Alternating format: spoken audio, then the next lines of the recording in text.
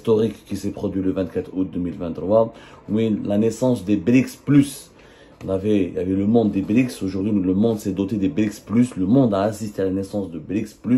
Encore une fois, presque 45% de la population mondiale sont représentés par les nouveaux pays, par les nouveaux formats des BRICS X, à savoir les 11 pays qui composent maintenant les BRICS X, de la Chine, de l'Inde, en passant par l'Éthiopie, l'Égypte, l'Arabie Saoudite, les Émirats, l'Argentine et l'Égypte qui font partie de ce nouveau forum à la fois économique et politique. Ces pays-là maintenant représentent, selon les statistiques les plus actualisées, presque 30% de la richesse mondiale créée, c'est le PIB mondial créé. C'est la première fois où le monde assiste à la naissance d'un nouveau bloc qui regroupe d'anciennes grandes civilisations, d'anciennes grandes puissances mondiales, comme la Russie ou la Chine, avec des nouveaux pays émergents comme l'Afrique du Sud, le Brésil, mais aussi des pays africains comme l'Égypte, l'Éthiopie ou des pays arabes et musulmans importants comme l'Arabie Saoudite, les Émirats Arabes Unis et l'Égypte. C'est un nouveau tournant majeur. C'est pour cette raison que nous essayons de produire plusieurs émissions. Dans l'émission précédente, ce que Sergei Lavrov avait expliqué lors d'une conférence de presse qui avait été rapportée et médiatisée par, comme on appelle, la chaîne russe publique Russia Today, dont l'édition arabe a bien rapporté toutes les explications qui ont été fournies par le chef de la diplomatie russe concernant, quand on lui a posé une question sur les critères qui ont été choisis pour désigner les 6 nouveaux membres des pays des BRICS. Je vous lis toute sa déclaration parce que j'ai pas eu le temps de vous la lire lors de la première émission. Alors, Sergei Lavrov avait dit: les discussions sur l'élargissement des BRICS ont été intenses. Cela ne s'est pas fait sans problème, mais globalement, tous les pays membres étaient d'accord sur le principe d'incorporer de nouveaux membres.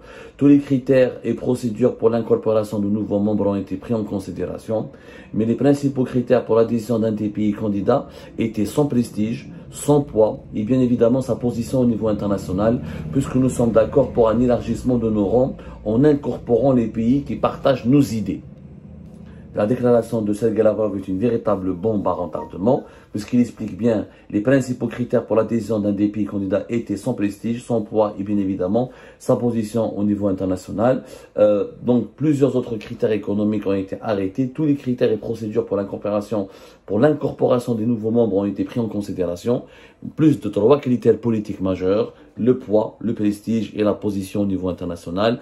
Les BRICS ont voulu intégrer des pays qui sont influents, qui ont du poids dans leur région et qui partagent leurs idées. C'est pour ça que nous avons intitulé la première émission de cette journée comme une deuxième humiliation. Lavrov a infligé une deuxième humiliation au régime Tebboune. La première humiliation, c'est cet échec grandissant, cet échec patent, cet échec terrible, parce que Tebboune a fait de l'intégration au pays de l'Algérie au sein des BRICS comme étant l'argument politique majeur pour nous faire croire à sa population que l'Algérie est devenue une puissance régionale, qu'avec lui l'Algérie est devenue rayonnante, qu'avec lui l'Algérie s'est redressée, qu'avec lui, d'ailleurs, les appareils propagandistes du régime algérien, que ce soit sur les médias sociaux, là, dans les médias classiques, sur les télévisions, là, dans les sites électroniques, ou là, dans les médias classiques, là, les journaux papier, on n'a pas cessé de faire croire aux Algériens depuis 2022 que Abdelmajid Tebboune a réhabilité l'Algérie sur la scène internationale, qui lui a redonné du prestige,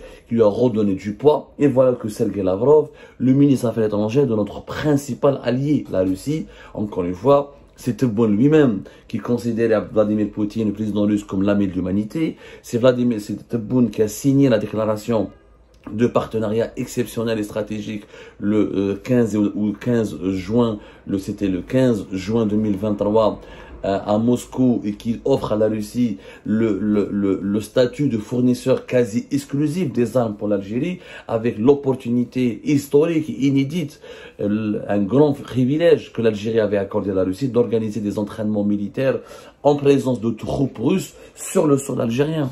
C'est-à-dire que c'est cet allié historique qui est la Russie qui reconnaît indirectement que les pays qui ont été rejetés, dont la candidature ont été rejetée, comme l'Algérie, n'ont pas de poids, n'ont pas de prestige, ils ne partagent pas leurs idées.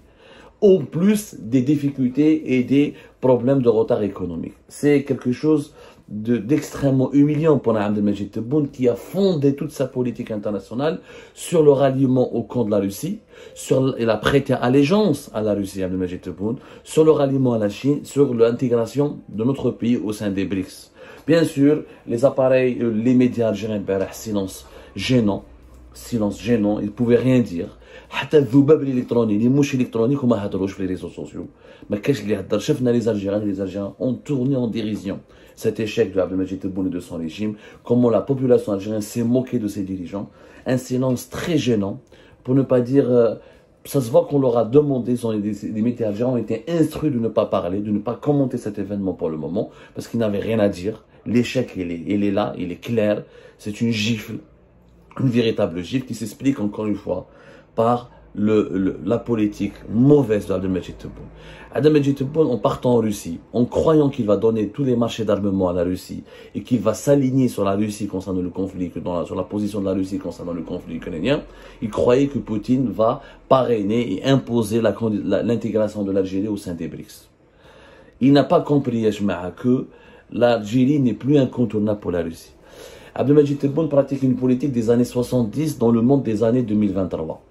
C'est le problème de Tebboune. Tebboune croit que, voilà, puisqu'on va acheter beaucoup d'armes russes, on va acheter des avions bombardiers d'eau russes, on soutient la Russie dans la question de l'Ukraine, on dit du bien de Poutine.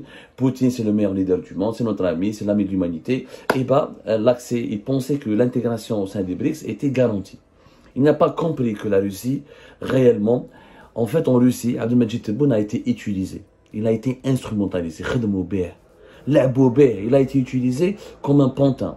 Poutine l'a utilisé pour démontrer que le boycott occidental n'était pas aussi important et aussi brutal.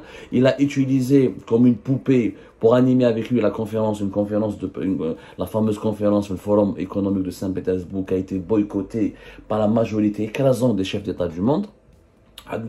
Poutine a utilisé Tebboune, si vous voulez, il a utilisé Tebboune et l'État algérien, le régime algérien, pour briser le blocus géopolitique, économique qui a été imposé par l'Occident. Pour dire, j'ai encore des amis en Afrique, j'ai encore des amis dans le monde arabe. La preuve, le président algérien me traite comme un ami, me réserve tous les honneurs. Il est venu, il s'est exprimé au Forum économique de Saint-Pétersbourg.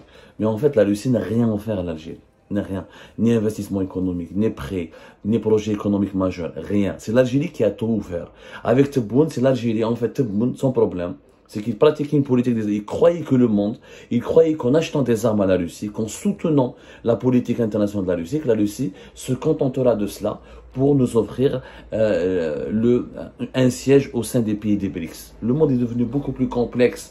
Le monde des années 2023 n'a rien à voir avec le monde des années 70 parce que le monde des années 2023 est un monde d'intérêt pragmatique. C'est le monde du pragmatisme, c'est le monde des intérêts économiques d'abord et c'est le monde des intérêts multiples, des intérêts multidimensionnels plutôt. L'intérêt de la Russie n'est pas uniquement de vendre des armes ou d'avoir le soutien de l'Algérie dans la crise ukrainienne. Plusieurs pays africains et arabes soutiennent la Russie dans la crise ukrainienne. Plusieurs autres pays veulent acheter des armes. L'Algérie n'est pas... Les dirigeants algériens croyaient que sans l'Algérie, la Russie ne pourrait pas vendre ses armes, ce qui est une erreur fondamentale. La Russie vend beaucoup d'armes à l'Inde, vend beaucoup d'armes à la Birmanie, elle vend à la Corée du Nord, elle vend une partie de ses armes à la Chine, elle a d'autres clients en Afrique. Maintenant Wagner se déploie, la Russie avec Wagner et les coups d'état militaires dans la région, en Afrique subsaharienne, se déploie dans plusieurs pays, en Centrafrique, au Niger, au Mali, au Burkina Faso. Khlas, l'Algérie n'a plus le monopole de l'amitié africaine et arabe de la Russie. L'Algérie n'a plus le seul client traditionnel de l'industrie militaire russe. Et ça ne suffit pas. Ça ne suffit pas. Tebboune n'avait rien à offrir aux Russes comme il n'avait rien à offrir aux Chinois. Quand il est parti en Chine avec Abdelmajid Tebboune, des interviews, des signatures, des annonces, soi-disant 38 milliards de dollars d'investissement, c'est que du mensonge. Que du mensonge.